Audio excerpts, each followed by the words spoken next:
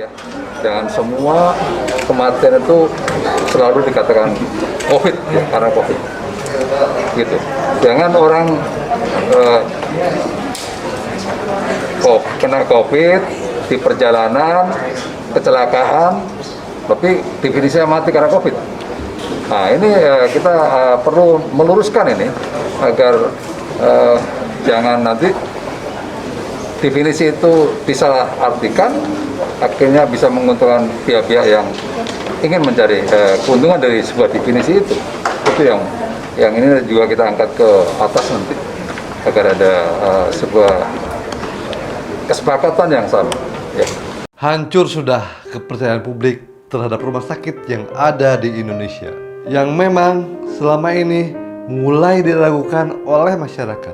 Apalagi statement ini keluar dari pejabat pemerintah. Ini bisa mengiring opini publik ke arah negatif. Seolah-olah digeneralisir banyak rumah sakit yang mengcovidkan pasien agar dilakukan pemulasaran sesuai protokol COVID-19. Dan akhirnya Persi, Perhimpunan Rumah Sakit Seluruh Indonesia, mengeluarkan pernyataan publik atas pemberitaan yang menuduh rumah sakit mengcovidkan pasien. Saya bacakan pernyataannya. Yang pertama, Persi berkomitmen dan senantiasa mendukung upaya pemerintah dan pemerintah daerah dalam penanggulangan pandemi COVID-19 dengan memberikan pelayanan bagi pasien COVID-19 maupun pasien umum yang membutuhkan. Artinya rumah sakit mendukung untuk penanggulangan pandemi COVID-19. Pernyataan kedua, Persi melalui rumah sakit anggotanya secara penuh kesadaran memenuhi tanggung jawab untuk melayani kesehatan seluruh masyarakat, baik pasien COVID-19 dan non-COVID-19 dengan segala risiko tinggi pada berbagai aspek baik kesehatan maupun non-kesehatan.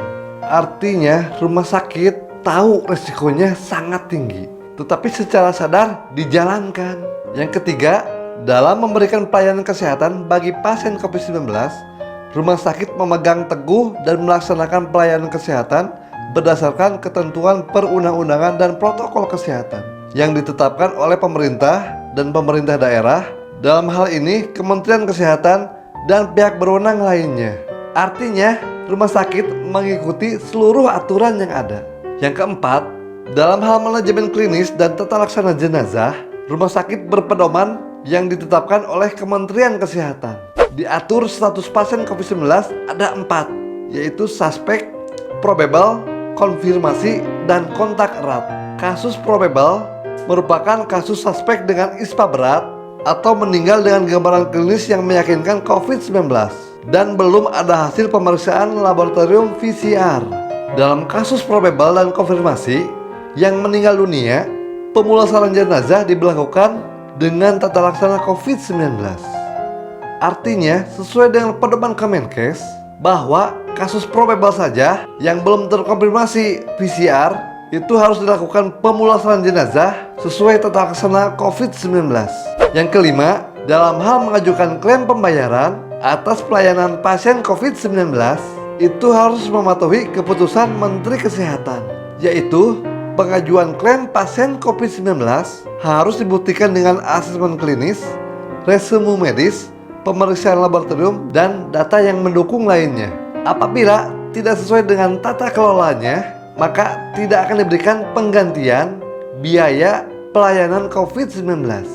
Metode pembayaran klaim pasien COVID-19 berdasarkan tarif INA-CBGS dan tarif per hari yang efektif dan efisien. Klaim pembayaran ditujukan kepada Kementerian Kesehatan dengan tembusan kepada Dinas Kesehatan setempat yang diverifikasi oleh BPJS Kesehatan.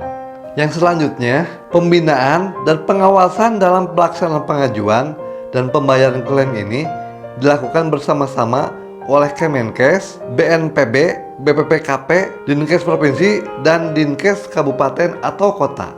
Yang keenam, adanya pernyataan atau tanggapan yang tak disertai fakta, bukti, atau tidak terbukti kebenarannya membangun persepsi keliru atau menggiring opini seolah-olah rumah sakit melakukan perilaku yang tidak sesuai dengan ketentuan atau kecurangan. Persepsi keliru dan opini ini menghasilkan misinformasi dan disinformasi yang merugikan pelayanan rumah sakit dalam penanganan pandemi COVID-19. Yang ketujuh, terbangun opini rumah sakit meng-COVID-kan pasien, menimbulkan stigma dan pengaruh luar biasa pada menurunnya kepercayaan publik terhadap rumah sakit dan meruntuhkan semangat dan ketulusan pelayanan yang dilaksanakan rumah sakit dan tenaga kesehatan. Hal ini dikhawatirkan dapat menimbulkan dampak negatif dalam pelayanan yang dilakukan rumah sakit kepada pasien dan masyarakat umum. Artinya, opini rumah sakit meng-COVID-kan pasien akan merugikan pasien dan masyarakat umum juga. Yang kedelapan nih, jika benar dan dapat dibuktikan secara sah, Persi sangat mendukung pemberian sanksi terhadap oknum petugas atau institusi rumah sakit yang melakukan kecurangan dengan meng-COVID-kan pasien. Artinya, apabila ada yang melanggar, Persi mendukung untuk diberikan sanksi kepada oknum rumah sakit yang curang. Yang terakhir, Persi menghimbau, mengajak, dan senantiasa berkolaborasi kepada para pihak yang berkepentingan memperbaiki pelayanan dalam penanganan pandemi COVID-19. Persi menerima masukan, aspirasi, dan keluhan dapat disampaikan dengan cara yang tepat dan saluran yang benar. Nah, itu tadi pernyataan publik dari Persi atas tuduhan rumah sakit meng-COVID-kan pasien. Sepertinya ada misinformasi yang terjadi di sini. Bagaimanapun juga, mau tidak mau, rumah sakit mengikuti regulasi yang ditetapkan oleh Kementerian Kesehatan dan menjalankan protokol secara benar, karena apabila tidak dilakukan secara benar, maka klaim tidak akan dibayar oleh pemerintah. Dan perlu diingat juga, ada verifikator yaitu BPJS yang memastikan semua prosedur itu dijalani secara benar. Saya yakin rumah sakit tidak akan mengambil keuntungan dari situasi pandemi seperti saat ini. Malah rumah sakit banyak yang merugi dan terbebani karena anggarannya banyak terserap lebih untuk fokus menangani pandemi ini.